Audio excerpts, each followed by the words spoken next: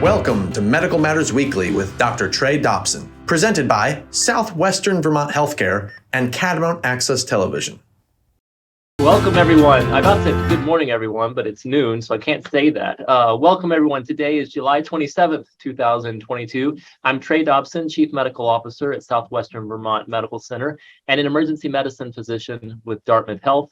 And this is Medical Matters Weekly, a show about the aspects of healthcare that matter to you most.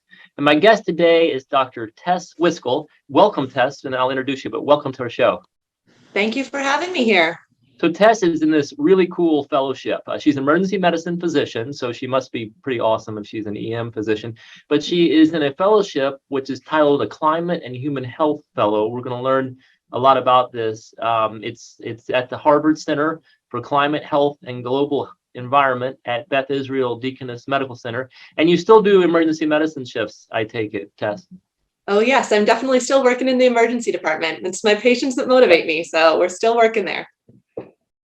So Tess is a graduate of the Brown University Emergency Medicine Residency Program, a graduate of the University of Chicago School of Medicine, a member of the Medical Society Consortium on Climate and Health, and a board member for Physicians for Social Responsibility in Pennsylvania. Are you from Pennsylvania? No, that's actually where I was living last. I was living and working in Pennsylvania last, which is where I was doing that. I actually just resigned from that board since I'm now in Massachusetts up here. Oh, great. Yeah. So you'll either have to join or found the Physicians for Social Responsibility in Massachusetts, which I'm sure there are. There is one up here. So I'm excited to start work up here in Massachusetts. So before we learn about what you're doing now, we'd like to just hear a little bit about your background, why you got into medicine in the first place, and then how you got into climate and health issues. Yeah, so I am an emergency doctor and I've been practicing for a bit now, but first going into medicine, I don't think I knew I wanted to go into medicine. I don't have any family members in medicine, but I was always interested in science. I always loved chemistry in particular, and I studied that in college. And really in college, I started doing volunteer work with a free clinic there, and I loved that. I loved being able to talk with our clients. I loved being able to help the community around me. And I loved seeing some of the scientific principles that I was learning about in classes applied. And I did a little research, and I knew I didn't want to do bench research and go that direction. And I think that's the big thing that motivated me to go into medicine in the first place. And then after college, I did some community health work in the South Bronx. And that again kind of solidified that I wanted to move into a career in medicine. And so were you in college in New York? Is that how you ended up? No, I was actually in California. So I grew up in California, and I was in college at UC Berkeley, and that's where I was doing the free clinic work. And then after that, I wanted to see different parts of the world, different parts of the US. So I went to New York after that. So what attracted you to emergency medicine? I think emergency medicine was really the right calling for me because I wanted to see everything. I really wanted to treat everything. And in particular, I think the emergency department gets to see a lot of patients that are particularly underserved. And that was the community I really wanted to work with, particularly vulnerable populations, people that might not have insurance, that might not have anywhere else to go. And I love that we get to take care of them in the emergency department.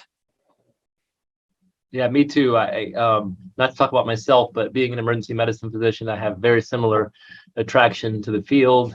There's the pluses and minuses, the minuses being 24/7, the pluses being the great patients and staff you get to work with. You know, really the variety really keeps your interest in the field.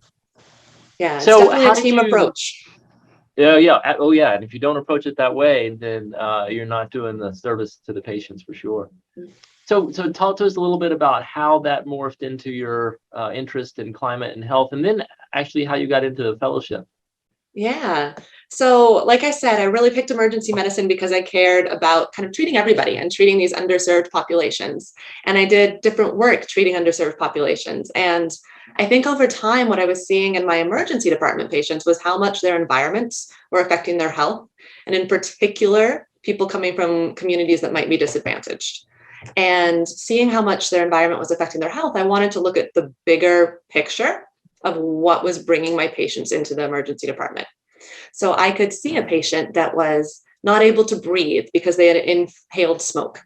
And instead of just treating that patient there and not treating how they can't breathe, I wanted to get to the source and put out the fire and look at the bigger issues and those social issues.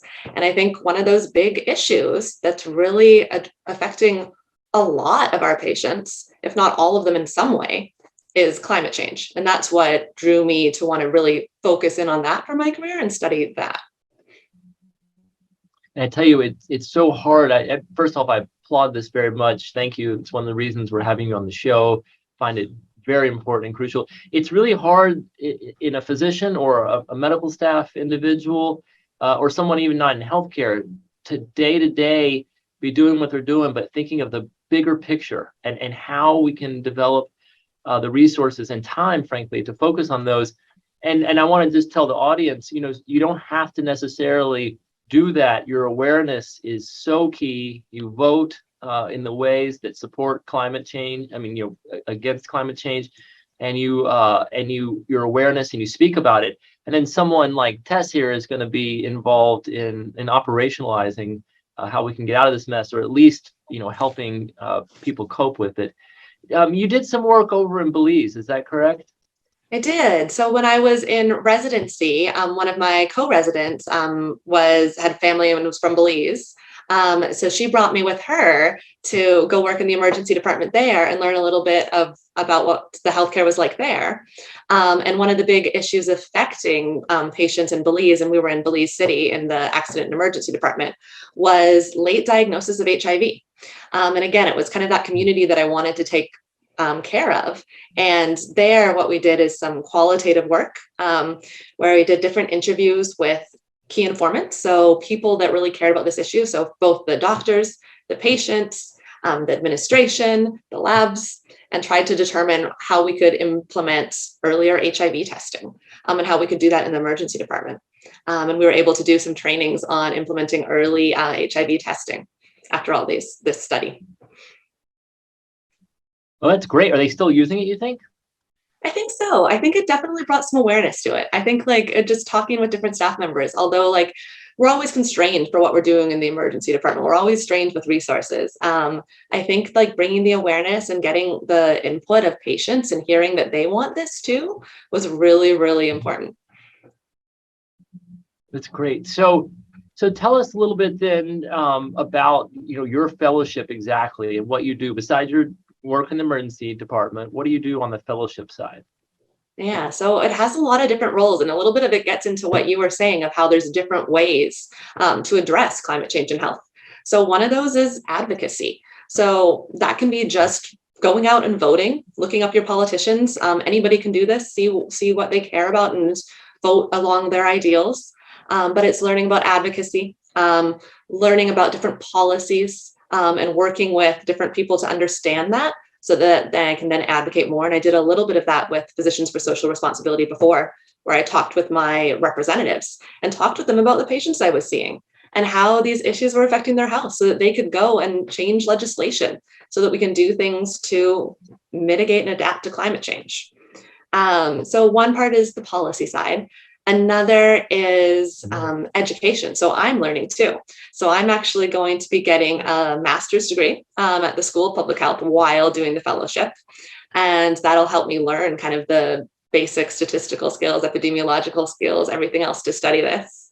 And another side of the fellowship is doing research and learning about research so that we can take the next steps into fighting climate change.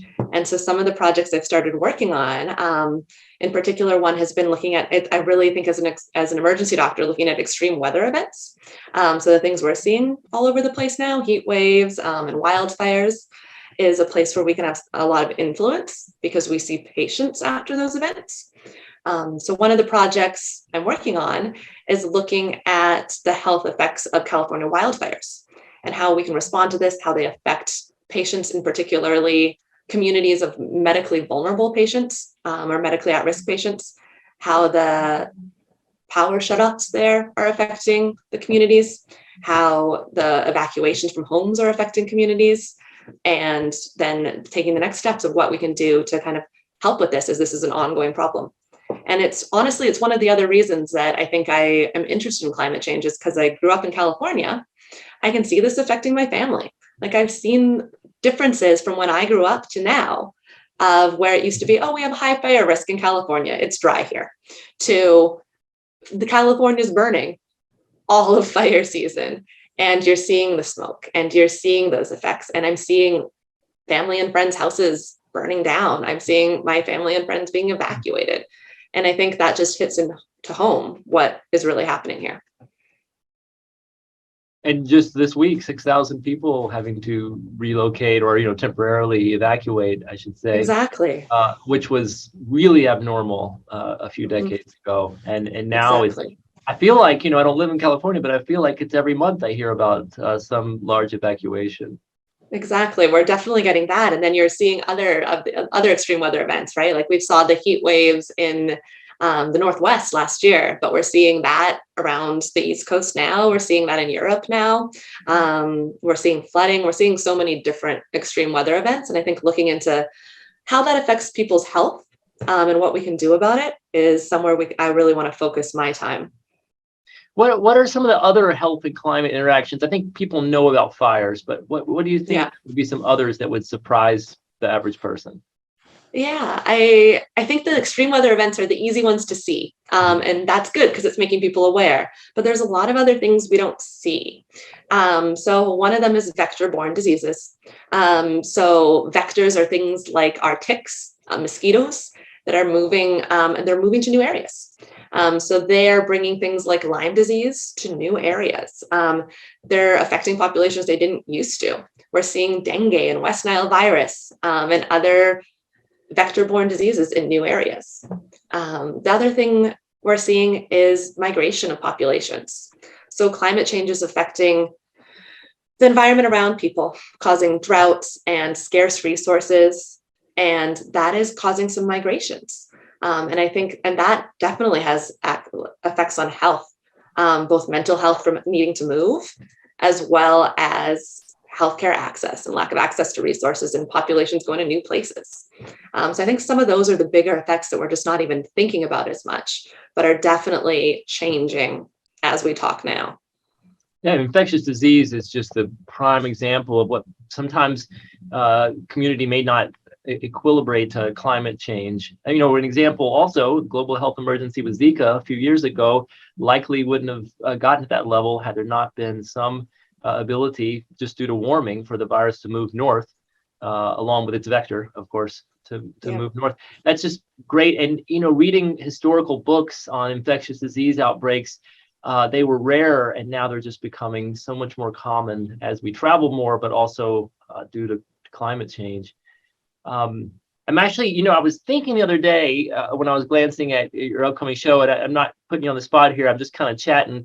I see three groups of people. I see people on one side that are just going to, deny that there is climate change occurring, and there's not much to do about that.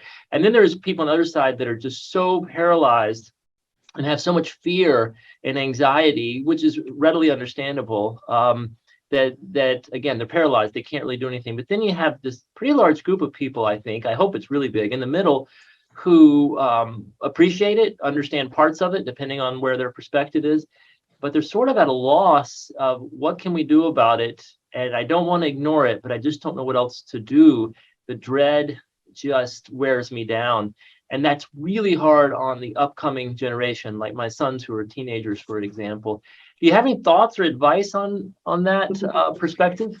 Yeah, I mean, I think you're exactly right. I think those are kind of the different groups of people. And I think, thankfully, denial is getting harder. Our science is very strong. We have that clear science out there to show people that's from international bodies of scientists. So it's harder to say it's not happening. As far as the degrees and what's causing it, fine, people are still arguing. But I think we know that humans are causing climate change from CO2 emissions, from burning fossil fuels. And I think there is definitely a population that says, I don't know what to do. What can we do? And what I'd say to them is that there's a lot we can do. That's why it's so exciting right now, is because we actually can change things right now. And I think we've seen, particularly for your son, we can see the youth movement doing so much right now, just talking out, just talking and advocating and talking to legislators, and letting their voice be heard of what they want and that this is important so that people hear them. And that's one thing people can do, is just talk about it, talk and let your voice be heard. Another is looking at what you can do in your life. There's definitely little things we can do in our lives, which can make you feel like you have this control. So everything from getting an electric vehicle to changing diet, all of those things can do something. Although the biggest shoe is really getting to the burning of the fossil fuels and advocating that way. But other things you can do is educate, right? Educate yourself, educate people around you. And then look at ways your community can do different things to adapt. So if you know there's going to be a heat wave, maybe you check in on people who might not have access to air conditioning.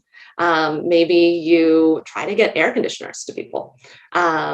Maybe we try to build greener spaces. Like, there's a lot of different things, and whatever your motivation is, there's a lot of ways to both mitigate and adapt to climate change.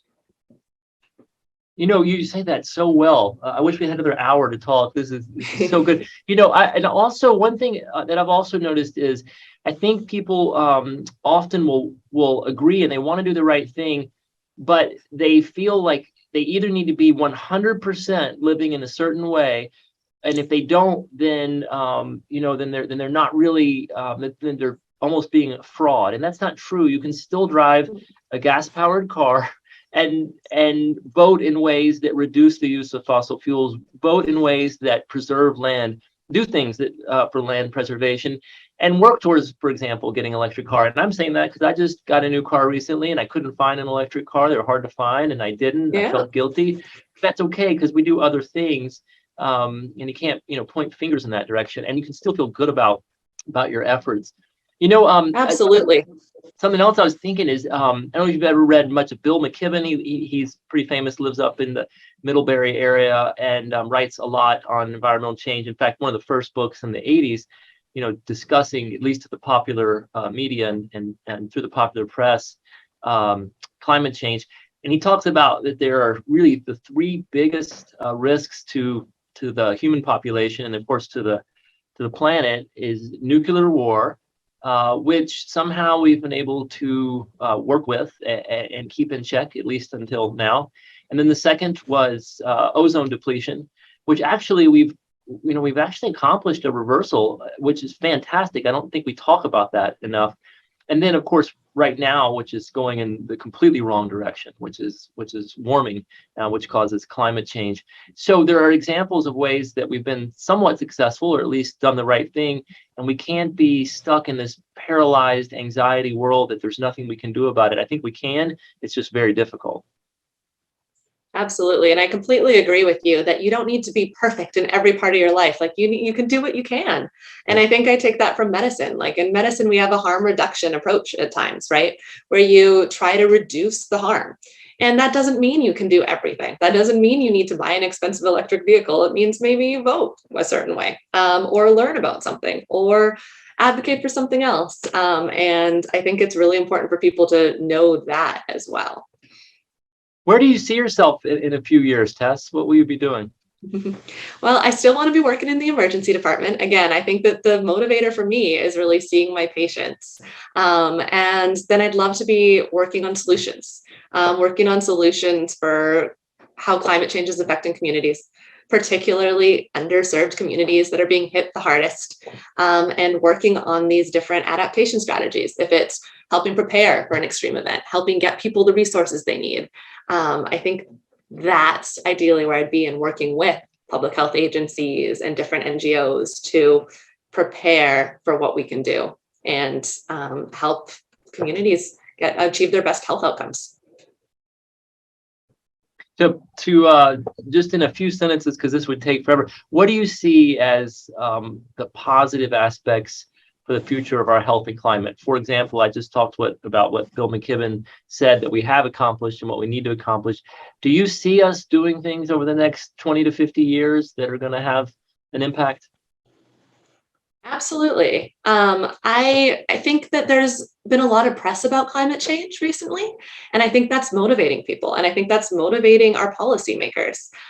We've seen huge increases in renewable energy. I think that's going to keep increasing. I think we're going to keep moving that direction. We've seen huge uptake of electric vehicles. I think we're going to be moving the same direction that way. I think we're going to keep doing that. And from this awareness, we're also seeing communities prepare for all these different events. And I think we're going to get more and more preparedness as people are aware of what's happening. And I think what I hope for is that all of this attention will help us cause these changes and will help us see the different health disparities as well, because we know that climate change is particularly affecting people that are poor, people that come from certain communities that are poor and under-resourced. And hopefully one of the good things about this is we'll see that this is affecting people more and see what we can do about it. That's great. I have to end this on this positive note because we could keep talking, and that is so fantastic. I do think one of the unfortunate aspects of climate change is the negativity, that there's not much we can do about it, and there certainly is. And we want to keep making sure the community is aware of that, making healthcare providers in this situation aware of that. So, Dr. Tess Wiskell, we'd love to have you up to Vermont to visit sometime. I would love that. Thank you so much for joining us. I'll also thank Mike Cutler from CAT TV, Ray Smith from Southwestern Vermont Healthcare, Ashley Jowett from Southwestern Vermont Healthcare. I'm Trey Dobson. Go out and find joy in everything you do, even in the face of adversity, and we'll see you next week.